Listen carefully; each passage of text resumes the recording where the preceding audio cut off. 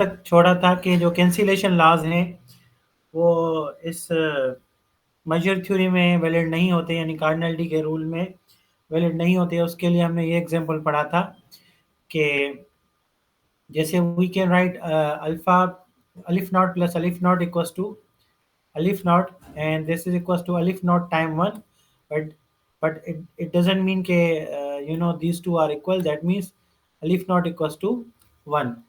इसका मतलब, and similarly alif naught into alif naught equals to alif naught, and this can be written as alif naught dot 1, but doesn't mean कि alif naught equals to 1। ठीक है, और यहाँ मुझे addition actually देनी थी, जो मैंने यहाँ पे मल्टीप्लाई दे दिया है। ठीक है, सो इसका मतलब ये हुआ कैंसिलेशन लॉ जो है वो कार्डिनल नंबर्स के लिए वैलिड नहीं है।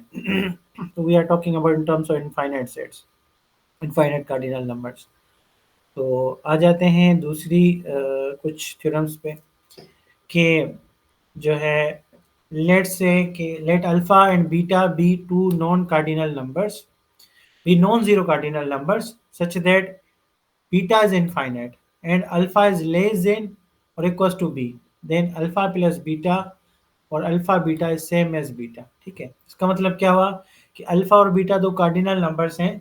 मान लें कि ये ऐसे समझ लें कि 2 है और ये इसको मान लें कि ये इन्फिनिटी है। सही है, अगर हम क्या करें, वी कैन इजीली से कि 2 is less than equals to infinity. ठीक है, so we can say here that 2 plus infinity is same as 2 time infinity is same as infinity।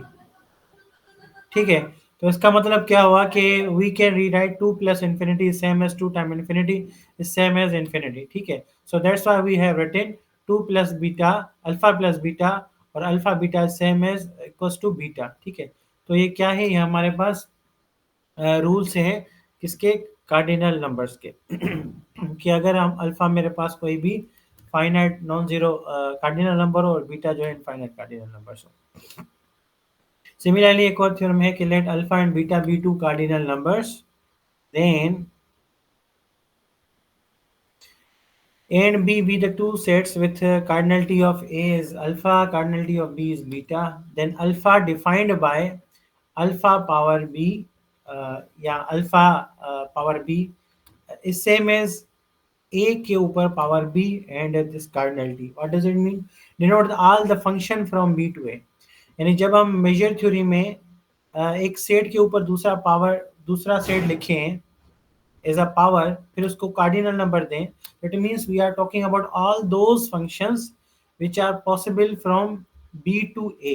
ठीक है, इस तरीके से जो है हम नंबर ऑफ फंक्शंस को ऐसे लिखते हैं। ठीक है, अब दूसरी कुछ जो है यहाँ पे कार्डिनल नंबर्स के पावर के टर्म्स में हम लिखते हैं कि let's alpha and beta and gamma be 3 cardinal numbers, then we have this property alpha plus beta whole power gamma is same as alpha power gamma, okay, and beta power gamma।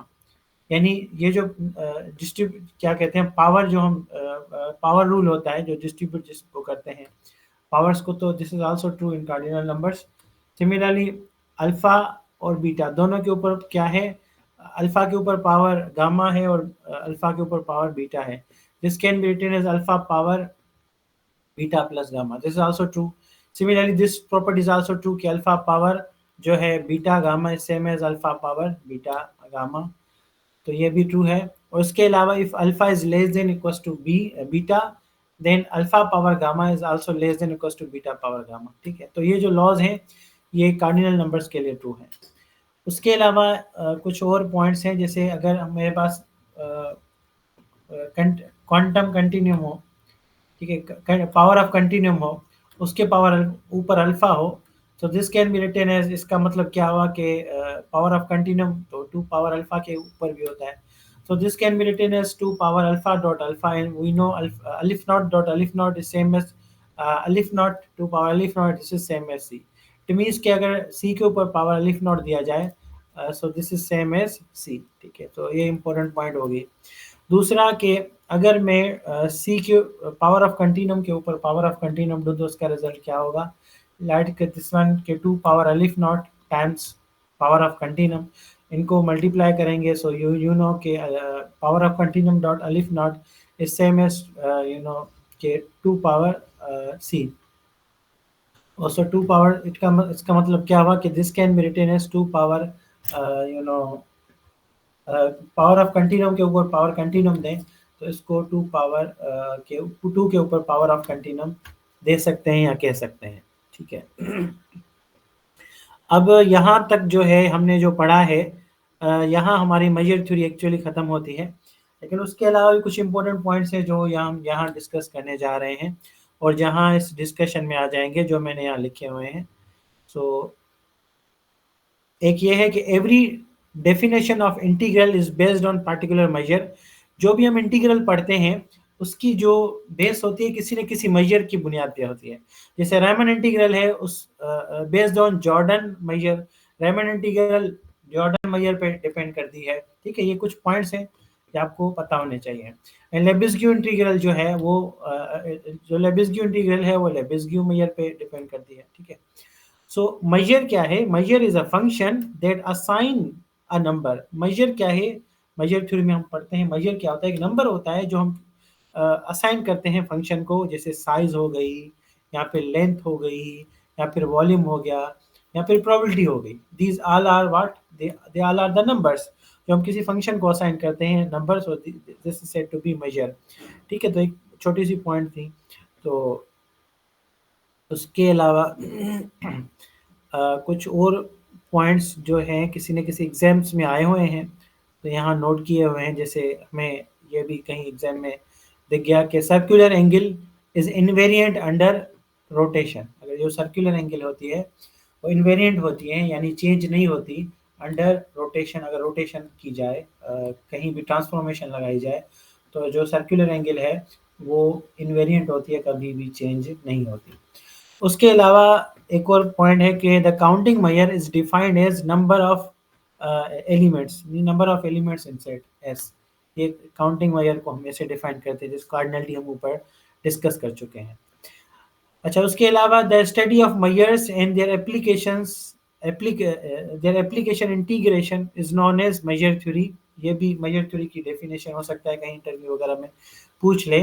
The study of measures and their application integration, उसके application integration में आप apply करते known as कॉम measure theory आसानी से define कर सकते हैं, ठीक है।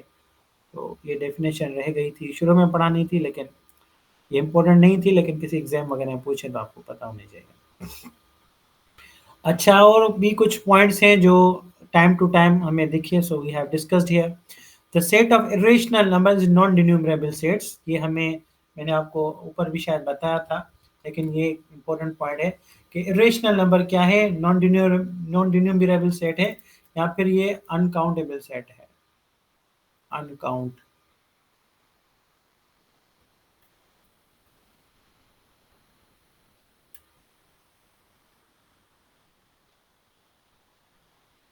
ठीक है, तो ये जो हमारा इरेशनल नंबर्स का सेट है ये अनकाउंटेबल सेट है या नॉन डिन्यूमरेबल सेट भी इसको हम कहते हैं, ठीक है। अच्छा, उसके अलावा set of all transcendental numbers is also non denumerable. जो ट्रांसीडेंटल नंबर्स होते हैं, ठीक है, जैसे ई के ऊपर पावर आपने 2 दे दिया, ठीक है, या पाई जो है आपने दे दिया। So whatever the transcendental numbers are non denumerable, ठीक है। तो ऐसा कोई भी ट्रांसीडेंटल नंबर की आप सेट बना देते हैं तो this is also non denumerable and they all come in rational numbers, ठीक है। तो एक वैलिड पॉइंट है जो इन एग्जाम्स में आ जाता है। उसके अलावा countable set is also called enumerable, ठीक है। तो ये भी पॉइंट इंपॉर्टेंट पॉइंट है। तो काउंटेबल सेट को इन्यूमरेबल भी कहते हैं। उसके अलावा एक any infinite sequence an is denumerable. अगर कोई भी हम इनफाइनाइट सेट सीक्वेंस उठाते हैं, ठीक है, उसका हमें पता होता है डोमेन नेचुरल नंबर होता है, तो वो डिन्यूमरेबल होता है यानी काउंटेबल होता है। उसके अलावा और भी कुछ पॉइंट्स हैं कि polynomial function with integral coefficient is countable. यानी अगर हम कोई पोलिनोमियल बनाते हैं, पोलिनोमियल पी ऑफ एक्स, इस तरीके से कि पोलिनोमियल के जो कोफिशिएंट होंगे a let's say x power n, ठीक है। तो ये जो एज होंगे, these a's belongs to integer, ठीक है। अगर हम ऐसा कोई भी पोलिनोमियल बनाते हैं, लेट्स राइट ए आईज, ठीक है, और यहाँ हम सम भी लगा सकते हैं, तो यहाँ भी हमें आई लगाना पड़ेगा, ठीक है, and I goes from 1 to n। तो ऐसा अगर हमारे पास कोई पोलिनोमियल हो जिसके कोफिशिएंट क्या हो, इंटीजर हो, अगर हम ऐसा फंक्शन पोलिनोमियल्स बना दें, तो वो भी क्या हो जाता है, वो भी एक काउंटेबल सेट के जिम्मे में आ जाता है। उसके अलावा every subset of well ordered set is well ordered.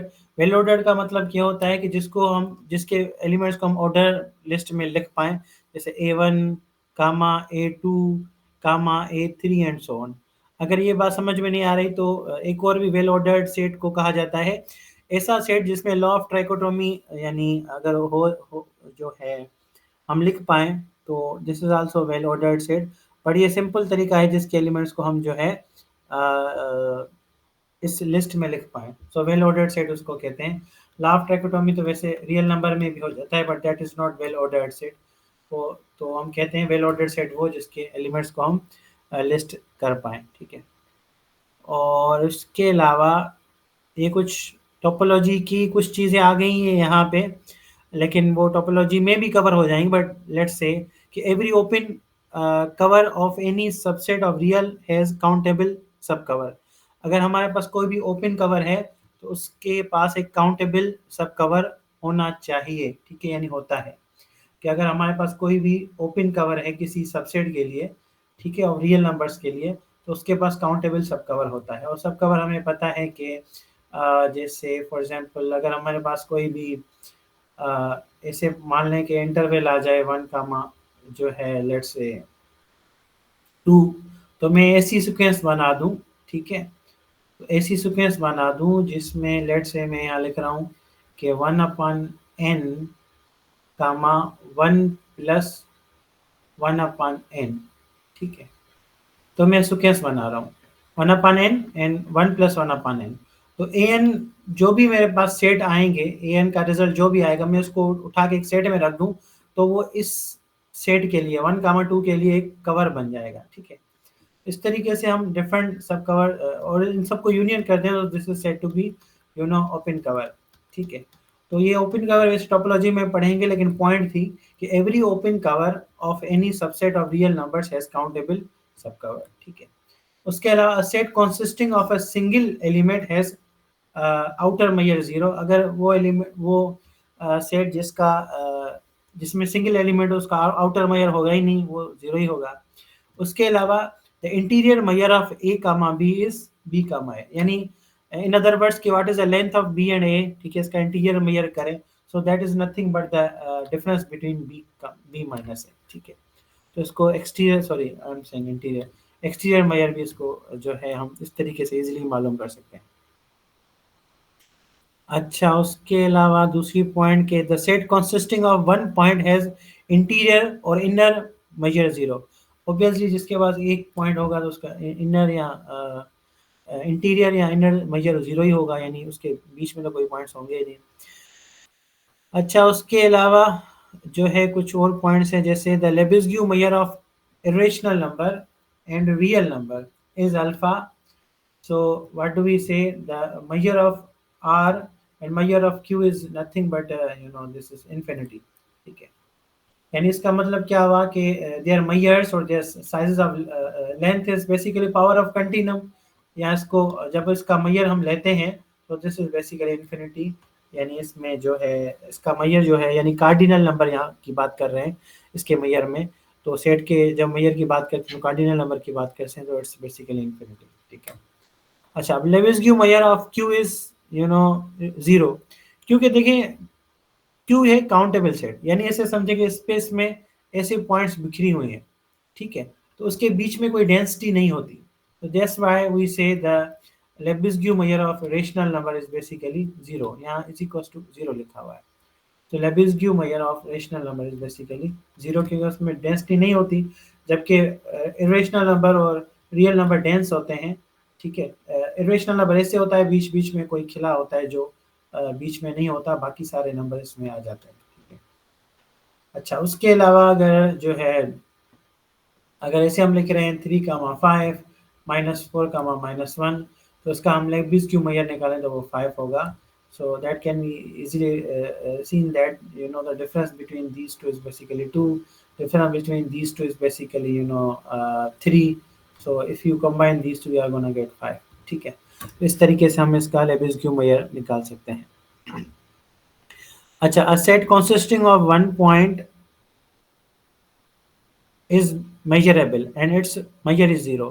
तो ये पॉइंट बार बार रिपीट हो रहा है क्योंकि एग्जाम में आया हुआ है कि वो सेट जिसके पास सिंगलटन सेट है उसका लेबिस्क्यू मेजर क्या होता है, जीरो होता है। Counter set is a measure, counter Cantor set measure होता है, Lebesgue measure is zero. Cantor set has measure, जो कैंटर सेट हम मालूम करते हैं यानी कार्डिनलिटी मालूम करते हैं उसके पास मेजर होता है, या जिसको लेबिस्क्यू मेजर भी कहते हैं, वो हम जीरो निकाल सकते हैं। The measure of an open set यानी uncountable set is always non-zero, whereas a closed set may have measure zero। जो ओपन सेट होता है उसका, ओपन सेट हमें पता है that is can be written as, real line की बात करें तो ए का बी। ठीक है, तो ओपन सेट जो है वो अनकाउंटेबल, जो what we are saying the measure of an open set, uncountable set की बात करें, इज ऑलवेज नॉन जीरो, हमेशा नॉन जीरो होता है। whereas a closed set may have measure zero, closed set में measure zero हो सकता है क्योंकि उस केस में जो है हम जो है फाइनाइट की भी बात कर रहे होते हैं। ठीक है, some close set are also finite. अच्छा, अब उसके अलावा the set whose measure is non zero is uncountable set, वो सेट जिसका मेजर नॉन जीरो हो वो अनकाउंटेबल सेट है, और वो सेट जिसका मेजर जीरो हो वो काउंटेबल सेट कहलाएगा। ठीक है, so as I am telling you कि डेंसिटी हम चेक करते हैं सेट्स की मेजर में। ठीक है, उसके अलावा the exist an uncountable set with measure zero then counter set is C. अगर कोई अनकाउंटेबल सेट एग्जिस्ट करता है जिसका हम ये कहें कि the exist an uncountable set, हमें कोई अनकाउंटेबल सेट एग्जिस्ट करता है विथ मेजर जीरो, जिसका मेजर जीरो है, देन काउंटर सेट सी, तो उसका काउंटर सेट सी होगा। यानी देखिए इस पॉइंट में कहने का मतलब है अगर हमारे पास अनकाउंटेबल सेट होगा तो उसका मेजर जीरो नहीं होगा, लेकिन अगर अनकाउंटेबल सेट भी है उसका मेजर जीरो आ रहा है, अगर ऐसा कुछ हो रहा है देन वी से देन काउंटर सेट जो है हमारा सी बनेगा ना, पावर ऑफ कंटिन्यूम बनेगा। ठीक है, उसके अलावा हम ये कह रहे हैं the measure of any set is translation, the measure of any set is translational invariant. यानी अगर हम किसी ट्रांसलेशनल प्रॉपर्टी लगाएं किसी सेट पे तो इनवेरिएंट होती है, उससे कोई फर्क नहीं पड़ता। अच्छा, उसके अलावा जो है कुछ कुछ इम्पोर्टेंट रिजल्ट्स हैं जो कहीं ना कहीं एग्जाम्स में आए हैं। डेंसिटी थ्योरम हमने पढ़ा होगा आपने कहीं कि if x and y are any two real numbers with x is less than y, then there exists a rational number r belongs to rational number such that x is less than r and r is less than y। यानी अगर आप कोई दो rational number उठा रहे हैं, ठीक है, रियल नंबर उठा रहे हैं सॉरी, x एंड y, जिसमें x जो है वो y से छोटा है, तो आप हमेशा दो नंबर्स के बीच में ऐसा कोई ना कोई रेशनल नंबर ढूंढ पाएंगे जो है वो x जो है और y जो है उसके बीच में आप वो फिट कर सकते हैं। ठीक है, तो इस वजह से डेंसिटी थ्योरम कहा जाता है रियल नंबर का। तो ये आप सबको पता होना चाहिए। उसके अलावा we have another point which is saying every non-empty set of real numbers has an upper bound also has supremum। जो भी non zero set real number का है उसके पास अपर बाउंड होता है या सुप्रीमम होता है रियल नंबर में। उसके अलावा जो है पार्शियल ऑर्डरिंग रिलेशन क्या है, a relation on R on a set B is called partial ordering of S or partial ordered on S if it has the following properties। उसको partial ordered कहेंगे अगर उसके पास ये properties हो। कौन सी, वो रिफ्लेक्सिव हो और एंटीसिमेट्रिक हो और ट्रांजिटिव हो।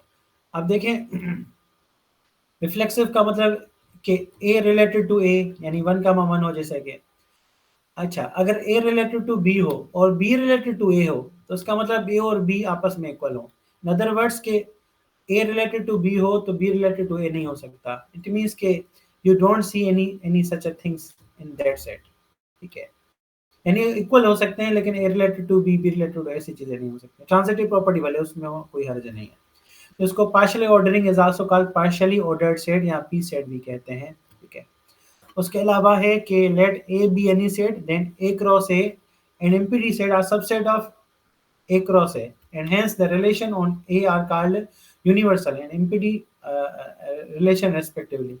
ये जो हम A क्रॉस A करते हैं उसमें जो हम दो सबसेट बनाते हैं A क्रॉस A और इम्पिटी, ठीक है? तो ये हमें यूनिवर्सल और इम्पिटी रिलेशन भी हम इनको कहते हैं, ठीक है? अच्छा, उसके अलावा जो है रिलेशन है, जैसे हमने बनाई है ए बिलोंग्स टू ए, जबकि ए कामा ए बिलोंग्स टू ए।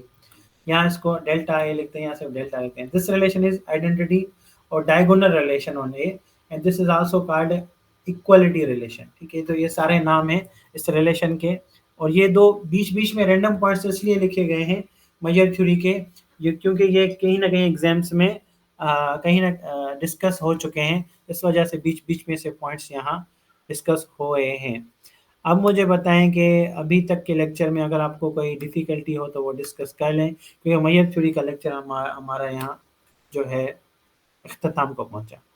अब इसमें कोई डिस्कशन करनी हो, कोई क्वेश्चन पूछना हो तो बता दें।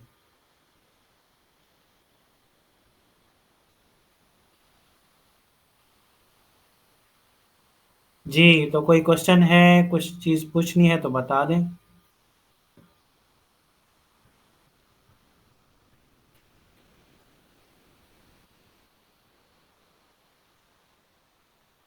जी, पार्टिसिपेंट्स अगर क्वेश्चन है तब भी बता दें, नहीं है तब भी बता दें, क्लियर है तो मैं फिर जो है आगे की स्ट्रैटेजी हम डिस्कस करें कि क्या करना है, क्या नहीं करना।